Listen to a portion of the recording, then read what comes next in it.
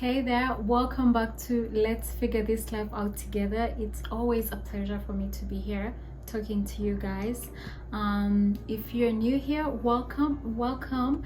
Make sure to subscribe and to like and to share this with your friends. And if you are a returning subscriber, welcome back. Thank you for being here with me. I want to take this time to thank everybody that has always shared thoughtful comments. Guys, every time I share a video and read you guys' comments, your comments are deep. Like, wow, I have the most thoughtful subscribers on my channel, and that gives me so much joy. I get to learn from you, I get to hear your point of view, I get to hear your experiences, and that's a blessing. So keep it up. We're just everyday people trying to make a difference. We want to know we got it right. We gotta know our purpose, gotta know it's worth it. We want to live a good life. Today we're going to be talking about how to cultivate self-awareness into our lives. You know, last time I talked about my self-awareness journey. If you didn't watch the video, I'm gonna put the link up here. You'll be seeing that. Please check it out. But today I'm coming here to share some of the practical steps that I've taken to actually incorporate self-awareness or cultivate self-awareness into my life.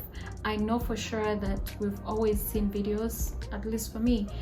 I used to watch videos and everybody used to say, for you to become self-aware or to love yourself or for you to experience personal growth, you have to do the work.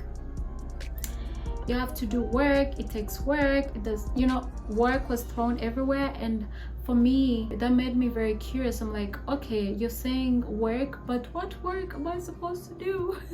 I was always like, yeah, please, can you be specific? Now, I know everybody's steps to self-awareness is not the same as everyone else's. So what I'm sharing today is some of the ways that I have cultivated self-awareness into my life. And then what you are supposed to do is probably try it out or try to check out ways that work for you, okay? When I share these conversations, I'm trying to stimulate your brain, okay? And make you think and figure out ways that work for you. So the number one thing that has worked for me for sure is to be present during the day. And I know that doesn't come easy. You don't just say, okay, I'm going to be present, and then you're present.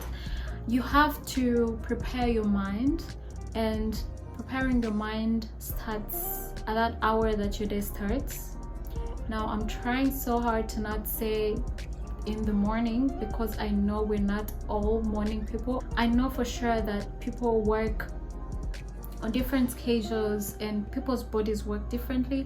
So for me, I try to be a morning person when I can, and when I can't, I've tried to make sure that it doesn't stop me from preparing for my day. If I wake up at 6, I'll do that. If I wake up at 10, I'll still do what I should have done. So what do you do? What I've been doing is to create my morning routine, and it took me a while to figure out what my morning routine would look like. I'm a Christian, so for me, what has been working for me is to prepare like an hour of listening to the Word of God for me, right? Now, you might not be Christian, or you might have different ways that work for you, but for me, what that helps me with is the Word of God reminds me who I am. It reminds me whose I am. It centers me, and I start the day with so much intention. Sometimes I will listen to a podcast, and then sometimes I also just, maybe if I'm not listening to something, I will read, right? So what that does for me is to make me focused. Like, this is what I'm doing right now, and I'm focusing. I don't know what it does to my brain, but every time I do that, I find myself present. I don't find my mind running around, right? I don't know if that happens to you guys, but every time I wake up and I'm just running, I'm just creating anxiety for myself. I'm going to be anxious during the day for nothing, which is not healthy for me. If I probably have work at 8, I wake up at 6 and make sure that I have that time, and then I prepare myself, like go maybe take a shower and have breakfast and go. So I'm setting the tone for my day. I'm going to be present during the day. I will know how I feel when I'm interacting with people. I will know how I feel when certain things happen during the day. I'm present. I'm not rushing through life. My brain is not running 1,000 different directions. At the end of the day, what happens is that I'm able to actually identify patterns that happen during the day. If I journal about it, which is another point, journaling at the end of the day, and probably read back after a week, I will notice patterns. So I'm able to tell, okay, when I interact with this person, I'm energized. Every time I interact with this person, I am drained. So I'm able to tell who to spend my time with and who to not. And I know how much time I need to allocate to these people. I know what tasks excite me. I know what did I do well? What are some of those things that I did well?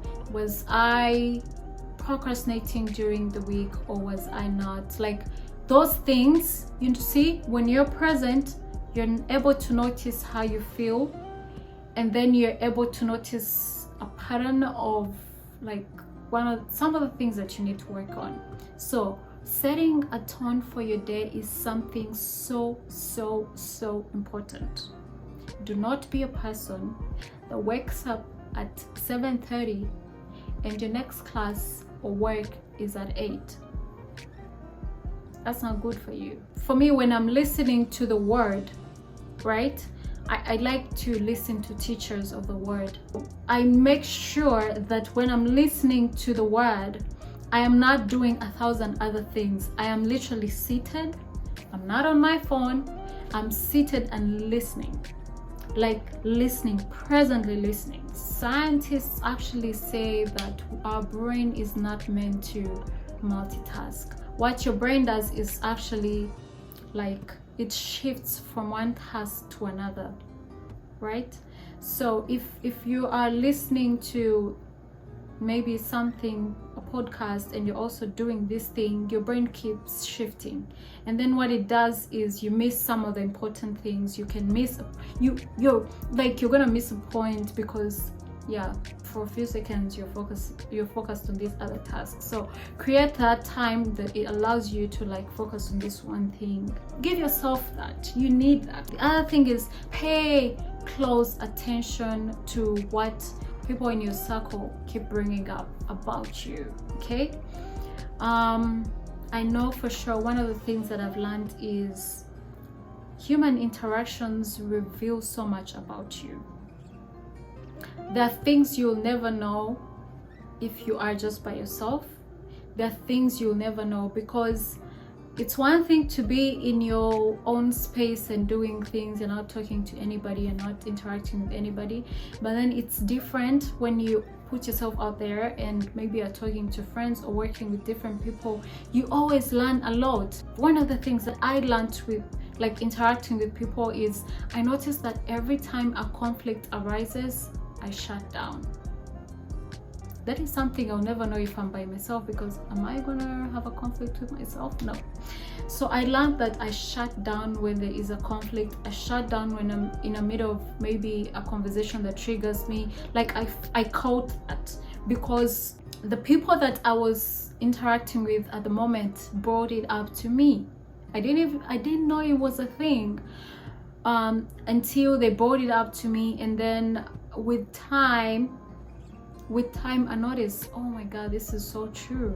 Every time a conflict arises, I don't address it. Again, listening to your close circle. I'm emphasizing on your close circle because people who are distant from us, like people we don't interact with very closely, do not know who we are. They only see us at a distance. They can only assume some of those things. They can only assume you know, certain things about us because they don't have that close interaction with us. So I'm emphasizing on your close circle because they know you.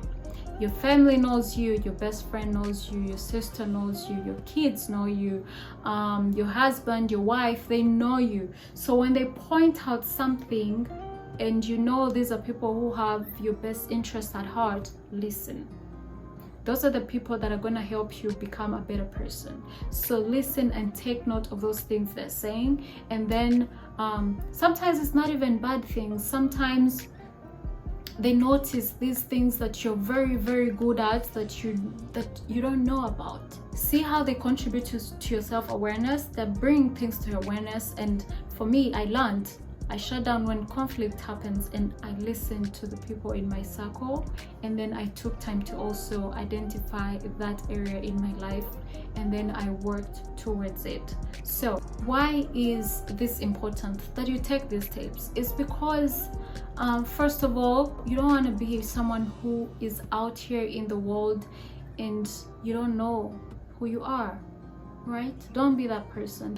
One of the hardest people for me to live with are people who are not self-aware. Those are some of those people that I've had the most terrible experience with, because these people harm you and they don't know they're harming you.